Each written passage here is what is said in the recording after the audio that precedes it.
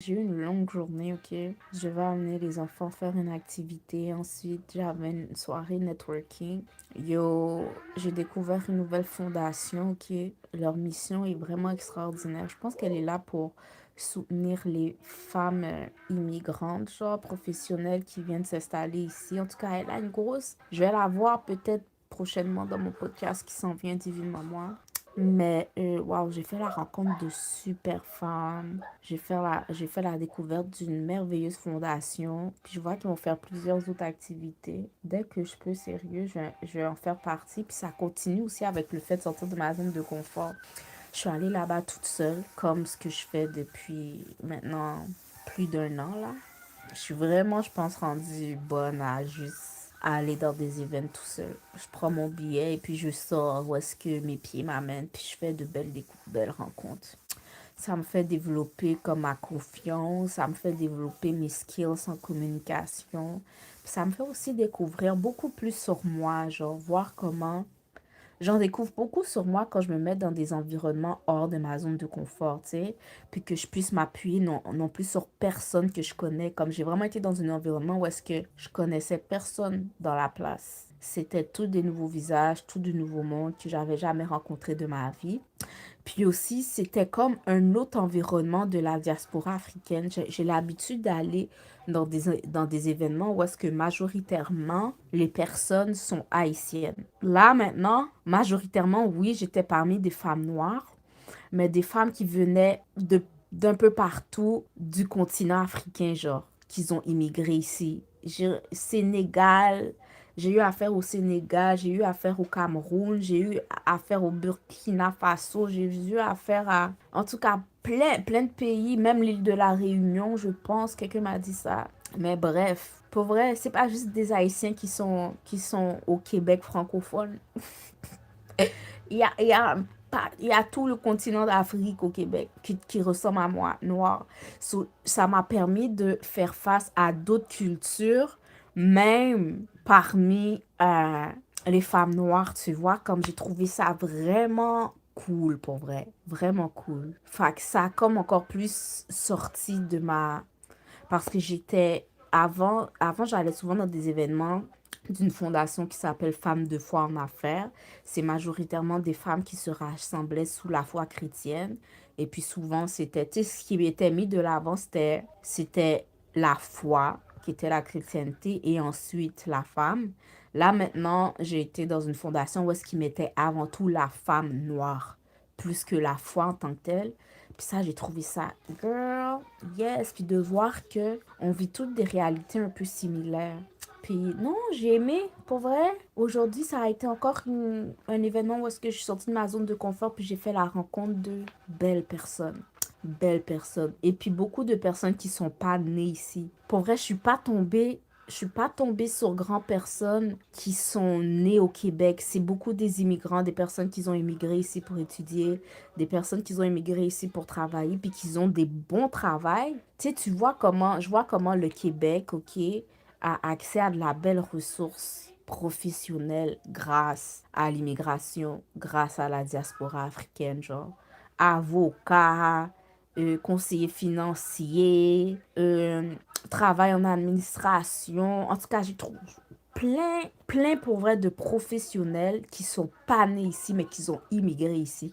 J'avais jamais fait ce type de connexion avant, même si je suis née ici, tu sais. Fait que j'aime savoir qu'est-ce qui m'attend quand je sors de ma bulle, quand je sors de mon élément. Fait que je vois que Dieu m'appelle pour vrai beaucoup à m'expand, puis à découvrir encore, tu sais, à sortir encore un peu plus de mon cercle. Vous voyez, quand je vous dis que j'étire un peu plus mon élastique, avant, mon cercle, c'était ma famille. Ensuite, mon cercle, c'était les gens avec qui j'avais une foi similaire. Puis, je veux dire, ma foi a un peu changé. Là, maintenant, les gens qui viennent de ma culture aussi, mon cercle. Là, maintenant, Dieu m'a expand un peu aujourd'hui. Puis, c'est aussi des gens qui viennent, je pourrais dire, de ma culture en parlant d'ancêtres, d'héritage et de ma couleur, mais qui viennent de cultures différentes, mais voir qu'on a quand même des liens. Ça, pour vrai, quand j'y pense, Mes seuls vraiment amis noirs que j'ai eu pendant mes 30 années de vie, là, ça a été des personnes haïtiennes. Tout mon entourage haïtien, là, aujourd'hui, j'ai réussi fait des connexions de personnes africaines. Congo, Cameroun, Burkina Faso, Sénégal. Attends, quelle autre partie du monde africain que j'ai rencontré? Ah yo, il y en avait tellement, j'ai fait waouh! Puis les femmes sont belles, les femmes sont intelligentes. Les femmes sont chaleureuses. Les femmes sont au grand cœur. Je suis comme, damn, damn. Yo, j'adore. Pour vrai, je savais pas qu'il y avait de telles richesses ici.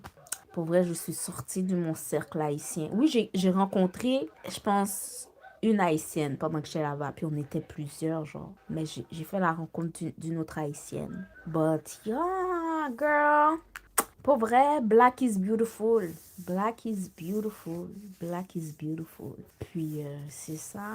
J'ai eu l'impression de voyager aujourd'hui. Tu sais, normalement, je me sens comme, tu sais, c'est haïtien qui est là. Là, j'étais comme presque la seule haïtienne, genre. En plus, qui était née au Québec, j'ai pas rencontré vraiment de personnes, ou j'ai pas eu la chance de parler à de personnes même qui sont nées au Québec, grandi au Québec, fait leur expérience au Québec. On dirait que j'étais comme la seule à Montréal. Genre, les personnes à qui j'ai parlé ont vraiment immigré ici. Genre, je suis comme, hey, il y a tout ça ici au Québec. Est-ce que vous voyez comment je suis ignorante? Dieu est en train de faire mon éducation à l'âge adulte. Je sais pas pourquoi je suis venue parler comme ça, mais waouh, tout ça pour dire que j'ai passé une bonne soirée. Là, je suis tellement fatiguée. Mais j'ai fait de belles connexions, belles rencontres. Je ferai un post peut-être YouTube ou un post Instagram avec les quelques images que j'ai prises. Yo, je suis allée dans ce bel événement et puis mon téléphone était déchargé. Mais c'était dans un beau café au centre-ville que j'ai découvert qui s'appelle Maison Aïdo. C'est un café, je pense, africain. En tout cas, l'ambiance était bonne. Il y a de l'afrobeat qui jouait. Il y avait de belles activités brise-glace qui nous ont mis à l'aise. So, ça a comme été des bons starters de conversation. For real, wow, wow, wow, wow, wow. Je pense que, genre, quelque sorte, trouver ma genre de tribe. I love it, I love it. Puis, c'est ça, I love it, I love it. J'ai pu aussi partager ma fierté haïtienne là-bas. Il y avait une question, quelle culture et héritage que tu aimes?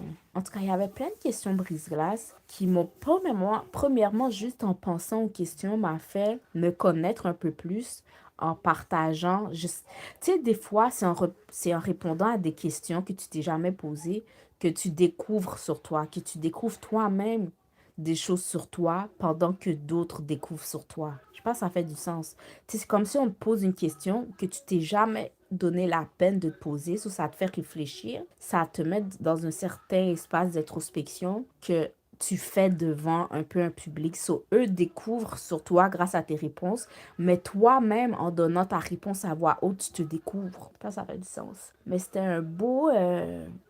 très belle soirée, pour vrai, très belle soirée. Fondation Terra Aura, j'espère que je le dis bien. La fondatrice qui s'appelle Ami, waouh, elle m'a partagé que ce qui l'a donné envie de mettre sur pied cette fondation, c'est en lien avec sa mère.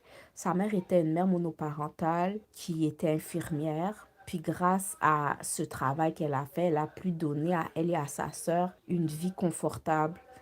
Puis elle disait que, comment elle disait ça? C'est comme si elle voyait un besoin autour d'elle de femmes qu'elle voulait. Comment elle décrivait ça? Elle voulait être en mesure de guider peut-être les nouvelles arrivantes à savoir qu'est-ce qu'elles doivent apprendre pour se donner une vie confortable à elles et à leurs enfants. Parce que comme elle, c'est là que je vois, tu sais, quand les esprits se rencontrent, comme elle voit que quand une femme trouve son indépendance, quand une femme arrive à se faire vivre elle-même, genre, c'est pas juste pour elle, c'est pour ses enfants aussi. C'est plate à dire, mais j'ai vraiment l'impression que quand un homme, ok, là, c'est pas pour lancer des pics, quand un homme est... J'ai l'impression que quand un homme, ok, comment je pourrais dire ça?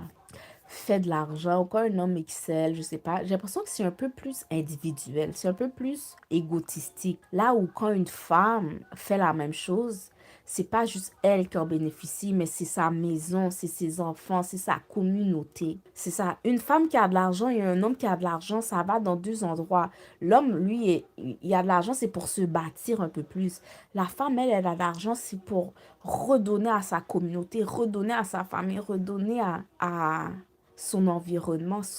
C'est vraiment important pour vrai, pour qu'une femme, pour que les femmes, c'est important pour que les femmes aient de la richesse, aient l'indépendance, parce qu'une femme, elle a pas, quand elle a, c'est pas juste pour elle. Là où est-ce que, quand un homme, il a, c'est pour accumuler. Quand une femme a, on dirait c'est pour, en quelque sorte, redistribuer, faire bénéficier sa communauté. Est-ce que vous comprenez ce que j'essaye de dire? Nous, on a, il faut nous battre. On va faire manger tout le monde. Personne ne doit manquer. Les parents, les enfants, la communauté, même si les femmes qui donnent à dire, les hommes ils sont comme, ils tiennent. Les femmes, on aime donner. Mais ouais. Mais, waouh, belle. Ils sont là, je pense, depuis environ 1 an. Waouh, c'est beau. Quand je vous dis c'est beau ce qu'elle fait, c'est beau ce qui est mis sur pied. Oh, it's beautiful. Beautiful. Pour vrai, il faut vraiment que je mette naissance à ce podcast pour mettre de l'avant ces personnalités-là. Pour vrai, il faut que je vous les présente, guys. Il faut que je vous les présente. Il faut que je les présente. Là, j'ai une liste. J'ai une liste de personnes à interviewer. Là, c'est le faire. Parce que l'affaire, c'est que j'ai pas envie de le faire. Tu sais, quand tu veux faire quelque chose de beau, j'ai pas envie de le faire virtuellement. J'ai vraiment envie de recevoir ce beau monde dans un bel emplacement face à face. C'est l'expérience virtuelle et l'expérience en personne comme 3D, deux expériences différentes. Moi, j'ai besoin de sentir l'énergie de la personne, de sentir que le vibe circule, puis pas laisser ça comme en conférence Zoom, tu vois. Là, c'est trouver l'espace pour bien accueillir le matériel. Pour moi, besoin de ressources. J'ai besoin d'une ressource pour que ma vision se concrétise. Avant, je dois travailler sur ça. C'est ça qu'il me faut pour mettre au monde mon podcast comme il se doit. Un beau background, un beau sofa. Je vois un background de verre, de fleurs, un background de plantes. Un beau sofa. Tu sais, quelque chose qui rappelle la nature, you know. Quelque chose qui rappelle le divin, le naturel. Ah, comment je pourrais faire ça? Comment je pourrais faire ça? Il y a du moment que le désir est là, Dieu va ouvrir les routes. Puis ce que j'ai remarqué, c'est que les gens vont me dire oui. Toutes les personnes à qui j'ai parlé de ça, ils sont comme oui, ils attendent juste que je les contacte pour que ça se passe. Pour que ça se passe. Parce qu'une chose que j'ai découvert, c'est que j'ai des bons talents d'intervieweuse. Parce que j'ai fait l'expérience, on m'a demandé récemment, dans le dernier événement de Femmes de foi en affaires, c'est à moi qu'on m'avait demandé d'interviewer les propriétaires et waouh, ça s'est tellement bien passé. J'ai reçu des compliments toute la soirée. J'ai fait, oh, il faut que je fasse ça pour moi, puis devant caméra. Puis après, mais là, il y a d'autres choses qui viennent en compte. Ensuite, il y a l'éditing. Là, oh my God.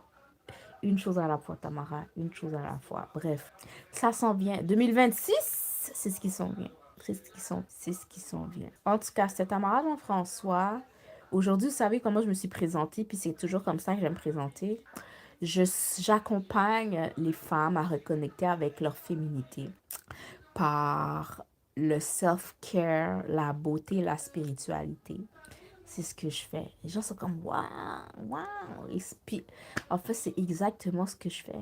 Là, maintenant, les contacts que j'ai fait aujourd'hui, je vais les inviter à un atelier qui s'appelle Oser briller. Je vois que j'ai les réponses. J'ai trouvé les femmes qui peuvent bénéficier de mes connaissances. J'ai trouvé les femmes en qui je peux pour into. J'ai trouvé les femmes pour lesquelles je peux amener ma sauce. I find it. Yeah. Fait que c'était Tamara. Reste branché pour la suite de mon développement ici. Je grandis devant vos yeux, guys. Je grandis devant vos yeux. J'espère que vous aimez voir comment je grandis. But je grandis devant vos yeux. I love it. So yes. Ok, je m'en vais.